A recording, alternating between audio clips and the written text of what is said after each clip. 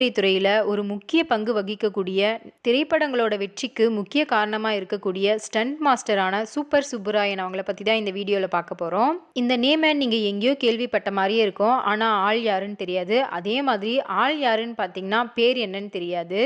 இத்தன வருஷங்கள் இவங்க தமிழ் திரைத்துறையில பல பேருக்கு தெரியாம இருந்தாலுமே, தன்னோட கடுமையான உழைப்ப இன்னுமே போட்டுட்டு தான் இருக்காங்க.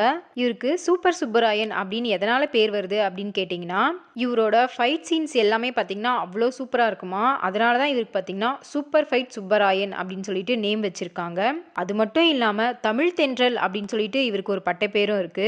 இத கேட்கும்போதே கண்டிப்பா உங்களுக்கு ஆச்சரியமா இருக்கும். ஒரு ஸ்டண்ட் மேனுக்கும் ஒரு தமிழ் தென்றல் அப்படிங்கிற பேருக்கும் சம்மந்தமே இல்லையே அப்படிங்கிற மாரி இருக்கும். பொதுவாவே நம்மளுக்கு நம்ம ஸ்கூல்ல தமிழ் டீச்சர்ஸ தான் ரொம்ப பிடிச்சிருக்கும். ஏன் அப்படின்னா, தமிழ் டீச்சர்ஸ் பொதுவாவே யாரையும் அடிக்க மாட்டாங்க.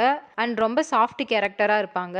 ஆனா, இவரோட விஷயத்துல பார்த்தா அது அப்படியே ஆப்போசிட்டா இருக்கும். Don't judge a book by its cover அப்படின்னு சொல்லுவாங்க. அது இவருக்கு ரொம்பவே பொருத்தமா இருக்கும் அப்படின்னு சொல்லலாம். ஏன்னா, இவர பார்க்கறதுக்கும் இவருக்கு தமிழ்ல இருக்கிற திறமைக்கும் எந்த சம்மந்தமுமே இல்லாத மாரி தான் இருப்பாரு. இவருக்கு இந்த பட்டப்பேர் இருக்க ஒரு முக்கியமான காரணம் இருக்கு. அது என்னன்னு கேட்டீங்கன்னா, இவரு தமிழ் இலக்கியங்கள கரைச்சு குடிச்சிருக்காரு அப்படின்னே சொல்லலாம். அந்த அளவுக்கு வந்து பார்த்தீங்கன்னா, இவரு இலக்கியத்துல நெறைய பற்று கொண்டிருக்காரு. அது மட்டும் இல்லாம சீமான் அவர்கள் இவர பத்தி ஒரு விஷயம் ஷேர் பண்ணியிருக்காரு. அது என்ன அப்படின்னா, தமிழ் திரையுலகத்துல பார்த்தீங்கன்னா, பொதுவாவே நெறைய பேர் படிச்சவங்க இருக்க மாட்டாங்க.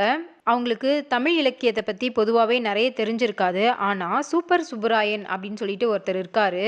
அவர நீங்க கேள்விப்பட்டிருப்பீங்க. அவர ஒரு ஸ்டண்ட் மாஸ்டரா மட்டும் தான் உங்களுக்கு தெரிஞ்சிருக்கும். ஆனா, அவரு ரொம்ப பிரமாதமா படிப்பாரு, கவிதை எழுதுவாரு அப்படிங்கிறத சொல்லியிருக்காரு. அது மட்டும் இல்லாம அவர பார்க்கும்போது ஆளுக்கும் அவரோட இலக்கிய அறிவுக்கும் எந்த சம்மந்தமுமே இருக்காது அப்படிங்கிறத சொல்லியிருக்காரு. இவர மட்டும் ஒரு ஆன்மீக சொற்பொழிவு நடத்தி விட்டீங்க அப்படின்னா செத்தீங்க. அந்த அளவுக்கு அருமையா பேசுவாரு. இவர் கூட இந்த விஷயத்துல யாராலுமே போட்டி போட முடியாது அப்படிங்கிறத சொல்லியிருக்காரு. ஒரு டைம் சீமான் அவர்கள் பார்த்தீங்கன்னா, இவர்கிட்ட போயிட்டு, மாஸ்டர் எப்படி நீங்க இந்த அளவுக்கு இலக்கியத்துல அறிவ வளர்த்துட்டு இருக்கீங்க அப்படின்னு சொல்லி கேட்டிருக்காரு. அப்ப அவர் வந்து பார்த்தீங்கன்னா, பகல் டைம் ஃபுல்லா அடிக்கிறது, நைட் டைம் ஃபுல்லா படிக்கிறது அப்படின்னு அத ஃபன்னா சொல்லியிருக்காரு. பகல் டைம் ஃபுல்லா இவரு தன்னோட வேலைய பார்க்குறாரு. அண்ட் நைட் டைம் ஃபுல்லா இவரு தன்னோட பேஷன ஃபாலோ பண்றாரு. இவர் வந்து பார்த்தீங்கன்னா, தமிழ், கன்னடா, தெலுங்கு, மலையாளம் இப்படின்னு 4 லாங்குவேஜ்லயுமே பார்த்தீங்கன்னா ஆக்ட் பண்ணியிருக்காரு அண்ட் ஸ்டண்ட்டும் பண்ணியிருக்காரு. முக்கியமா இவரு தமிழ்ல தான் நிறைய படங்கள்ல வந்து நடிச்சிட்டு இருக்காரு. அது மட்டும் இல்லாம ஸ்டண்ட் மாஸ்டராவும் இருக்காரு.